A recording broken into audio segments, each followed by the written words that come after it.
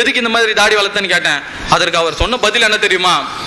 அவர் என்ன சொன்னார்னு கேட்டீங்கன்னா, என்னுடைய காதலி இன்று என் மனைவி, அவள் என் கன்னத்தில் முத்தமிட்டால் அவள் முத்தமிட்ட இடத்தை தென்றல் கூட தீண்ட கூடாதுன்றதுக்காக வேலியாதாயா நான் இந்த தாடி அமைச்சிருக்கேன்னு சொன்னாரு. இந்த மாதிரி இருக்குங்க. அடுத்து பாத்தீங்கன்னா காதல் திருமணம். இதுக்கு மேலே நான் சொல்லி உங்களுக்கு புரிய வைக்கணும்னு அவசியம் கிடையாது. நடுவருக்கு ஒரு முறை சொன்னாலே கற்பூரம் மாதிரி எங்க நடுவர். எது மாதிரி? கற்பூரம் மாதிரி. ஒரு முறை சொன்னாலே பிடிச்சி பாரு ஐயா, பாதி திருப்பி எழுதிருப்பீங்கன்னு நினைக்கிறேன். எழுதிருங்க.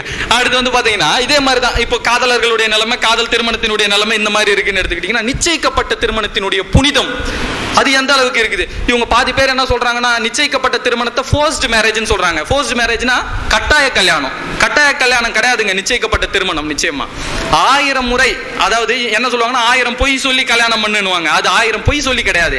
1000 முறை பெண் வீட்டார் பிள்ளை வீட்டாரிடமும் பிள்ளை வீட்டார் பெண் வீட்டாரிடமும் போய் சொல்லி கலந்து ஆலோசிச்சு தீர விசாரிச்சு பண்ணக்கூடிய திருமணம் தான் நிச்சயிக்கப்பட்ட திருமணம்.